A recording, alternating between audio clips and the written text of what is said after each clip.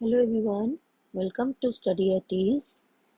Today we'll start Class 6 NCERT, Chapter number 1, Diversity. तो आप diversity से हम क्या समझते हैं, आज हम आपको एक्सप्लेन करेंगे। डाइवर्सिटी का वैसे लिटरल मीनिंग होता है विविधता। विविधता मतलब कि जैसे सब लोग डिफरेंट तरीके के होते हैं, कोई छोटा होता है, कोई बड़ा होता है, कोई किसी शेप में होता है, वो किसी शेप में होता है, किसी का डिफरेंट कल्चर है, कल्चरल बैकग्राउंड अलग है, रिलीजियस बैकग्राउंड अलग है। तो ये सब क्या है, हमारी इंडिया में स्पेशली देखा जाता है कि हमारे यहाँ पे बहुत ज़्यादा डाइवर्सिटी है लोगों में। साउथ में अलग है, ईस्ट में अलग है, नॉर्थ में अलग है और वेस्ट में अलग है। तो यही सब देखते हुए आज ये चैप्टर दिया हुआ है, इसको हम समझेंगे, अंडरस्टैंडिंग डाइवर्सिटी। जैसे कि इसमें बताया हुआ है कि you can see the quite different from each other. जो हम लोग हैं वो एक दूसरे से बहुत ज़्यादा अलग है। जैसे एक ये पिक्चर है, एक ये पिक्चर है, कि ये पिक्चर है, तीनों पिक्चर अपने आप में अलग है। और अगर आपसे कहा जाए कि आप एक पिक्चर इस बॉक्स में बनाइए, तो जो मैं पिक्चर बनाऊंगी, आई एम सॉरी मेरी ड्राइंग बहुत अच्छी नहीं है, तो ये पिक्चर भी इन तीनों पिक्चर से अलग होगी।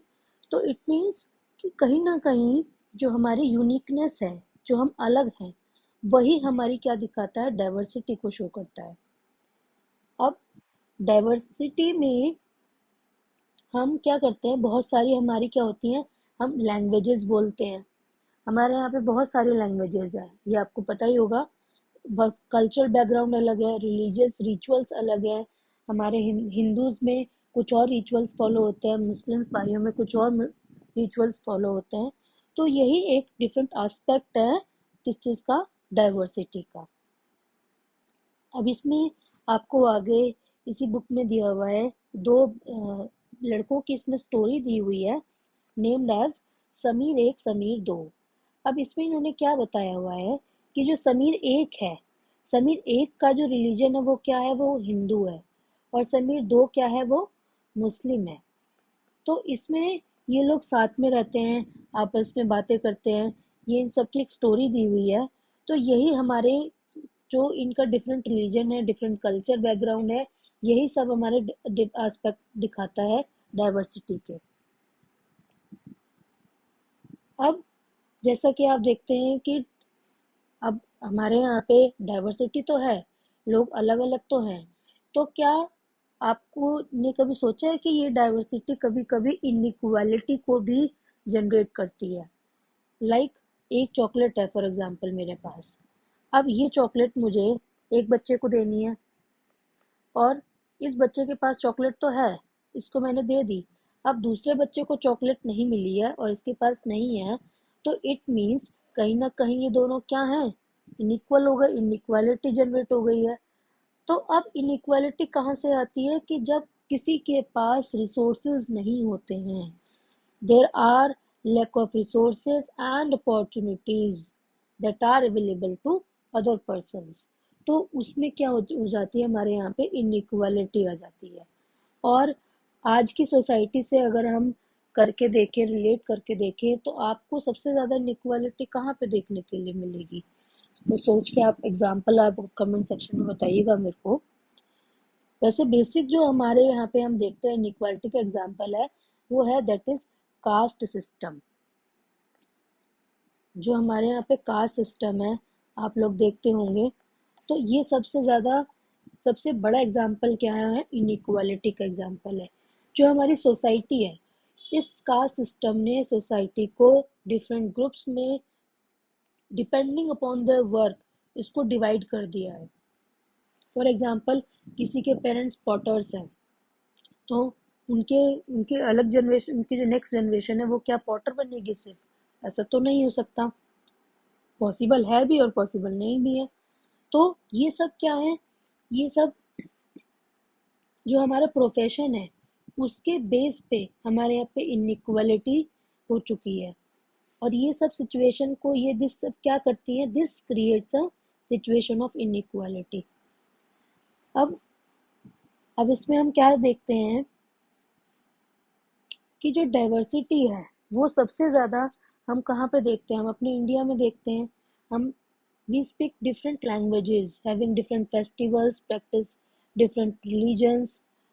About but actually, if you think about it, we do many things that are similar, except that we do them in different ways.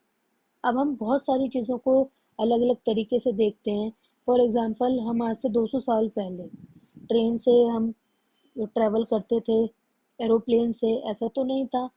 तो हम जो आज करते हैं, पहले हम कैसे ट्रैवल करते थे? कैमल से, फुट से, हॉर्सेस से.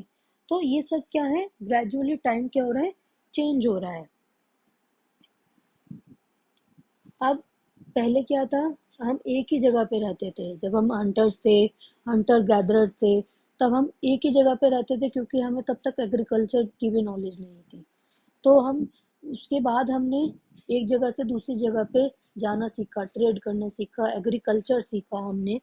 तो वो सबसे भी क्या आई है, डाइवर्सिटी आई है. जब फॉर एग्जांपल ये एक ग्रुप ऑफ पीपल है और ये दूसरा ग्रुप ऑफ पीपल है, ये एक रीजन में रहता है, ये दूसरे रीजन में रहता है. जब ये एक ग्रुप ऑफ पीपल दूसरे ग्रुप में जाता है, या ये ग्रुप इस ग्रुप में आता है, तो क्या ये लोग आपस में अपना रिलीजन, अपना कल्चर, अपनी सोसाइटी, अपनी वैल्यूज, ये सब आपस में शेयर करते हैं? तो इस तरीके से क्या होता है, आपस में क्रॉस एक्सचेंजेस भी होते हैं. तो इससे भी हमारे यहाँ पे क्या बढ़ती है, डाइवर्सिटी बढ़ती है. एक दूसरे का हम कल्चर सीखते हैं, एक दूसरे की सोसाइटी के बारे में जानते हैं, एक दूसरे का रिलीजन हम जानने की कोशिश करते हैं. तो इस तरीके से बहुत सारी चेंजेस आए धीरे धीरे. बहुत सारे नेचुरल डिजास्टर की वजह से भी ये सब हुआ. फॉर एग्जांपल, ड्रॉट हो जाता है किसी जगह, किसी रीजन पे, किसी जगह पे फ्लड आ जाता है फॉर एग्जांपल. तो जो फ्लड आ जाता है, फ्लड के बाद लोग एक जगह से दूसरी जगह क्या कर जाते हैं, माइग्रेट कर जाते हैं. माइग्रेशन हो जाता है, एक जगह से दूसरी जगह पे चले जाते हैं. तो उस तरीके से भी हम लोग क्या बोलते हैं कि एक दूसरे का कल्चर जानने की कोशिश करते हैं, एक दूसरे के उस तरीके से भी हम डाइवर्स हो जाते हैं. अब डिफरेंट कल्चर और डिफरेंट रिलीजन, ये सब हमें क्या करते हैं, इन्फ्लुएंस करते हैं कि हम अपनी जो हम अपनी जो डाइवर्सिटी है उसको हम रिस्पेक्ट करें, उसको हम अडेप्ट करें. तो diversity also comes about when people adapt their lives with the geographical area in which they live. For example, अब इसका एक और एग्जांपल हम ले सकते हैं, जैसे कि एक कोई लोग हैं, वो जो एक कुछ लोग रहते हैं सी के पास, फॉर एग्जांपल समुद्र के पास कुछ लोग रहते हैं, कुछ लोग रहते हैं माउंटेनियस एरिया पे. तो इन दोनों के लिविंग में तो बहुत फर्क आएगा. ये एग्जांपल हम अभी आगे देखेंगे कि कैसे हम इस चीज़ को डिफाइन कर पाएंगे कि जो लोग सी के पास रहते हैं उनका लिविंग कैसा है, जो माउंटेन के पास रहते हैं उनका लिविंग कैसा है. ये आप इंडिया का मैप देखेंगे, जैसे लद्दाख है और ये केरला है. ये दो एग्जाम्पल आपकी बुक में दिए हुए हैं. चलिए आगे देखते हैं हम इसको अभी. जो ये लद्दाख है, लद्दाख आप देखेंगे मैप में, आप ध्यान से देखिएगा ऊपर की तरफ, ये क्या दिया हुआ है, हमारा लद्दाख रीजन है. अब लद्दाख जो है वो कहाँ पे एग्जिस्ट करता है इस time, east of Jammu and Kashmir. ये कहाँ पे एग्जिस्ट करता है, east of Jammu and Kashmir. आप इसकी लोकेशन देखिए और इसके बारे में अब हम जानने की कोशिश करते हैं कि एक तो यहाँ पे क्या है, सबसे ज़्यादा एक तो ये डेजर्ट एरिया है. ये डेजर्ट वो नहीं कि जहाँ पे रेगिस्तान है, पानी बिल्कुल ही सूखा पड़ गया, नहीं. ये एक जो हिल स्टेशंस होते हैं, आपको पता ही होगा. यहाँ पे एक तो रेनफॉल बहुत कम होती है, बारिश बहुत ही कम है यहाँ पे. ठीक है. दूसरा, यहाँ पे अगर देखो पानी नहीं है तो ऑब्वियसली यहाँ पे क्या होगा, एग्रीकल्चर की भी प्रॉब्लम आएगी. अब क्या होता है, यहाँ पे अगर एग्रीकल्चर नहीं है, रेनफॉल नहीं है, तो अंडरस्टूड है ट्रीज भी कम होंगे, क्योंकि ट्रीज को भी क्या चाहिए, पानी तो चाहिए ही चाहिए. और ये लोग क्या करते हैं, वहां पे पीने के पानी के लिए भी ये लोग किसका वेट करते हैं, मेल्टिंग स्नो का. किसका यूज करते हैं, मेल्टिंग स्नो. जो वहां पे बर्फ पड़ती है, स्नो गिरती है, उसको ये पिघला के उसका यूज करते हैं. अब जो फिर ये आता है, और यहाँ पे ये लोग किसका यूज करते हैं, ये लोग क्या रखते हैं वहां पे, शीप को रखते हैं, गोट को रखते हैं, ये सब इनको ये डोमेस्टिकेट करते हैं। और यहाँ पे एक और इंटरेस्टिंग चीज है कि ये लोग जो यूज करते हैं वो यूज करते हैं पश्मीना शॉल। आपने सुना होगा अपने आसपास या किसी से सुना होगा कि जो पश्मीना शॉल होती है, it is one of the most expensive shawl, like, ठीक है। और इसका जो ये इसकी जो मेन मेन जहाँ पे ये होता है वो होता बेसिकली कश्मीर में है। जैसे pashmina shawls are chiefly woven in Kashmir. ये लोग भी लद्दाख में भी ये लोग वूल कलेक्ट करते हैं गोट से, ठीक है। और इसकी ये लोग क्या करते हैं, ट्रेडिंग करते हैं। और ये लोग क्या करते हैं, लद्दाख में लोग क्या खाते हैं, मीट, मिल्क, बटर। और ईच फैमिली, वहाँ पे हर एक फैमिली के पास आपको गोट, काऊ वगैरह सब मिलेंगी। और इसमें एक और इंटरेस्टिंग चीज़ है कि जो being a desert doesn't mean that Ladakh did not attract its share of traders। ऐसा नहीं है कि लद्दाख अगर एक डेजर्ट है तो वहाँ पे ट्रेडिंग नहीं पॉसिबल है। लद्दाख में एक सबसे अच्छा ट्रेड रूट है जहाँ पे जो हेल्प करता है उसकी ट्रेडिंग में, वो है चांगला पास। Let me show in the map. देखिए यहाँ पे आपको इस साइड मिलेगा चांगला पास। ये आपको ये जो लद्दाख में चांगला पास है, ये हेल्प करता है ट्रेडिंग में तिब्बत में जाने के लिए, ठीक है। जो ये तिब्बत रीजन है वहाँ पे इसको ट्रेडिंग में ये हेल्प करता है चांगला पास। तो ऐसे बहुत सारे पासेस हैं वहाँ पे जिस जैसे इसको हेल्प करते हैं। जो जैसे कारवांस होते हैं वो ट्रेवल करते हैं, तो वो क्या इस चीज़ को क्या क्या कैरी कर पाते हैं, टेक्सटाइल्स हो गया, स्पाइसेस हो गया, रॉ सिल्क हो गया, कारपेट्स हो गया। अब हम बात करते हैं इसके रिलीजन की। क्या लद्दाख में कौन, आपको क्या लगता है कौन सा रिलीजन फॉलो होता होगा। सबसे पहले वहां पे क्या पहुंचा था, बुद्धिज्म। अब आपको लगा बुद्धिज्म कैसे पहुंचा, बुद्धिज्म पहुंचा है जैसे अभी यहाँ पर आपने देखा ना पीछे कि ट्रेडिंग हुई थी, ट्रेड करते थे हम तिब्बत से। तो अब उसी के थ्रू भी क्या एक रिलीजन भी हमारे यहाँ पे पहुंचा, नेम्ड एज बुद्धिज्म। अब बुद्धिज्म कैसे रीच हुआ वहां पे, रीच तिब्बत वाया लद्दाख, ठीक है। जो तिब्बत से लद्दाख से तिब्बत गया एक हमारे रिलीजन बुद्धिज्म। और लद्दाख को क्या कहा जाता है, लिटिल तिब्बत। लद्दाख को एक और नाम भी है लद्दाख का, दैट इज लिटिल तिब्बत। इस्लाम भी सबसे पहले इंट्रोड्यूस वहीं हुआ था, तिब्बत में, सॉरी लद्दाख में।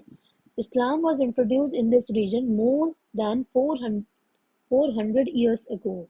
वहाँ पे सबसे ज़्यादा मुस्लिम पॉपुलेशन यहाँ पे मिलती है।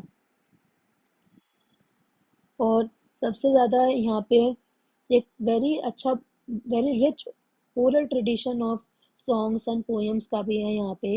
एक नेशनल एपिक यहाँ पे परफॉर्म किया जाता है, named as Kesar saga, is performed and sung by both Muslims and Buddhists। ये दोनों जो केसर सागा है वो कौन परफॉर्म करते हैं, दोनों बुद्धिस्ट एंड मुस्लिम्स, ठीक है। अब ये रहा हमारा लद्दाख की बात। अब हम अपने नेक्स्ट स्टेट पर आते हैं, दैट इज केरला।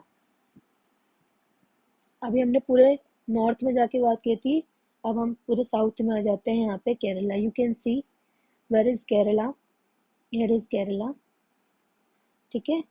ये हमारा साउथ रीजन है। Kerala is a state in the south west corner of India. Kerala कहाँ पे है, बिल्कुल साउथ वेस्ट कॉर्नर में।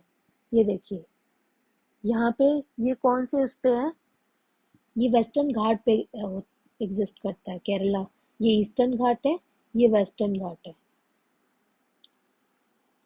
तो इसकी आप लोकेशन देख सकते हैं, एक तरफ तो सी है यहाँ पे, ये देख तो ये वाटर है यहाँ पे, और दूसरा ये माउंटेन्स हैं। तो ये दोनों तरफ इसकी लोकेशन आती है, surrounded by sea on the one side and hills on the other side.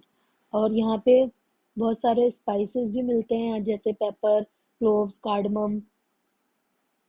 और यहाँ पर भी ये, जैसे हमने लद्दाख में ट्रेडिंग के लिए भी पढ़ा था कि वहाँ पे ट्रेडिंग करते थे जैसे कारवांस के थ्रू, तो इसी तरह यहाँ पे भी हम ये भी बहुत अच्छा ट्रेडिंग का एक प्लेस है, बहुत ही अट्रैक्टिव प्लेस है। और यहाँ पे सबसे पहले कौन आए थे? जूइश एंड अरब ट्रेडर्स आए थे। ठीक है, यहाँ पे कौन आए थे? जूइश एंड अरब ट्रेडर्स आए थे। ये देखिए, were the first to come here. और यहाँ पे कौन आया था? Saint Thomas is believed to have come here nearly 2000 years ago. और जो ये सेंट थॉमस थे, वो इंडिया में सबसे पहले क्या लेकर आए थे? क्रिश्चियनिटी लेकर आए थे। ठीक है, और जूइश और अरब ट्रेडर आए थे, उसके बाद आए थे सेंट थॉमस आए थे। और बहुत सारे जो अरब ट्रेडर्स हैं वो आए और यहाँ पे सेटल हो गए। इसमें से एक ट्रेडर थे हमारे इबन बतूता। ये बहुत एक फेमस नाम है। ये बहुत सारे क्वेश्चन एग्जाम्स में भी पूछा जाता है इबन बतूता के बारे में, कि ऐसा कौन था जो ट्रेवलर था जो यहाँ पे आके सेटल हो गया था। ये मतलब इसके इसके बहुत अच्छे क्वेश्चंस बनते हैं कि अरब ट्रेडर था, जूइश ट्रेडर था, और कि पोर्तुगीज था। मतलब इस तरीके से ऑप्शंस बन जाते हैं इस नेम से काफ़ी। तो please keep it in mind. ये बहुत अच्छा, मतलब एक ट्रैवलर था। इसने एक ट्रैवलॉग लिखा था जिसने इसमें डिस्क्राइब किया था मुस्लिम की लाइफ को। इसने क्या डिस्क्राइब किया था? मुस्लिम लाइफ को डिस्क्राइब किया था इसने। उसके बाद पोर्तुगीज आए यहाँ पे, और उन्होंने पोर्तुगीज आए, discover the sea route to India from Europe when Vasco da Gama landed with his ship here. उसके बाद कौन आया था? Vasco da Gama. और बिकॉज अब देखिए, आप लोग ने देखा होगा कि जूइश भी आ रहे हैं ट्रेडर्स, अरब ट्रेडर्स भी आ रहे हैं, पोर्तुगीज भी आ रहे हैं, और क्रिश्चियनिटी भी आ चुकी है। तो अब आप ये लोग देख रहे होंगे कि यहाँ पे इतने सारे रिलीजन्स तो आ चुके हैं। अब इतने सारे हिस्टोरिकल इन्फ्लुएंसेस के बाद क्या होता है कि केरला में डिफरेंट रिलीजन्स प्रैक्टिस होने लगे हैं, जैसे कि जुडाइज्म, इस्लाम, क्रिश्चियनिटी, हिंदुइज्म, बुद्धिज्म। तो ये हमारे क्या दिखाता है? ये सेकुलैरिटी को दिखाता है, सेकुलरिज्म को दिखाता है कि यहाँ पे इतने सारे हम रिलीजन्स प्रैक्टिस होते हैं। और यहाँ पे चाइनीज फिश, जो सॉरी चाइनीज फिशिंग नेट है, उसको उसको बोला जाता है चीना वाला। ये क्योंकि चाइनीज इन्फ्लुएंस था यहाँ वहाँ पर, तो इसीलिए इसका नाम चीना वाला रखा गया। और जैसे कि यहाँ पे जो सी ज़्यादा है वहाँ पे आसपास, तो ऐसा तो है नहीं, पानी की कमी है। तो वहाँ पे काफ़ी फर्टाइल लैंड है, और क्लाइमेट भी काफ़ी अच्छा है। किसके लिए? For growing rice, and majority of people here eat rice, fish and vegetables. अब आपने देखा कि जो केरला और लद्दाख है, ठीक है, ये अपने आप में एक अलग इनका जोग्राफिकल फीचर्स है। आपने देखा है सिमिलर कल्चरल इन्फ्लुएंसेस भी है। तो अब यहाँ पे क्या आए हैं? चाइनीज भी आए, अरब ट्रेडर्स भी आए, तो इनके इन्फ्लुएंस में हमने ट्रेडिंग भी की है। तो अब ये चीज़ भी क्या हमें हमें शो करती है? Thus history and geography are often tied in a cultural life of religion. जो हमारी हिस्ट्री है, ज्योग्राफी है, वो भी हमें एक कल्चरल रिलीजन में टाई करती है। कल्चरल लाइफ लाइफ जो हमें सिखाती है, वो डाइवर्सिटी के थ्रू भी हम सीखते हैं। अब यूनिटी इन डाइवर्सिटी। अब जो इंडिया की डाइवर्सिटी है, वो ऐसा नहीं है कि देखिए अलग अलग लोग रहते हैं, ये अलग हैं, ये अलग हैं, ये अलग हैं, ये अलग हैं। इसका मतलब ये नहीं है कि ये हमारी वीकनेस है, rather it is a source of our strength. ये हमारी एक स्ट्रेंथ का भी काम करती है। आपने देखा होगा, जब हम हमारे ड्यूरिंग इंडिपेंडेंस टाइम, जब प्री इंडिपेंडेंस टाइम में थे हम, तो लोग एक साथ जेल भी गए हैं, एक दूसरे का सपोर्ट किया है सबने मिलके, irrespective of religion, caste, culture. Different background के लोग एक साथ आए, डिफरेंट कल्चर के लोग एक साथ आए, वुमेन, मैन, चिल्ड्रन, सब ने एक साथ आके इंडिपेंडेंस में हमारी हेल्प की है, एक दूसरे की हेल्प की है। तो तभी हम क्या हुआ है, but the people showed how they could be different and yet be united in their battle against the British। हम डाइवर्स भले ही हैं, लेकिन हमने एक साथ आकर के हमने ब्रिटिशर्स से लड़ाई की है और अपनी बैटल को जीता है। उसके बाद ये एक सॉन्ग लिखा गया था जब जलियांवाला बाग मैसेकर हुआ था अमृतसर में, in which a British general opened a fire on the large group of unarmed peaceful people, killing many and wounded even more. आपने सुना होगा कि जलियांवाला बाग हत्याकांड जब हुआ था, वहाँ पे खुली उसमें गोलियां चलवा दी थी, तो वहाँ पे बहुत सारे आदमी, औरतें, हिंदू, सिख, मुस्लिम, रिच, पुअर सब गैदर हुए थे किस क्या करने के लिए, प्रोटेस्ट अगेंस्ट द ब्रिटिश। तो ये सॉन्ग हम उन लोगों ने हमने गाया था, composed and sung to honor the memory of those brave people।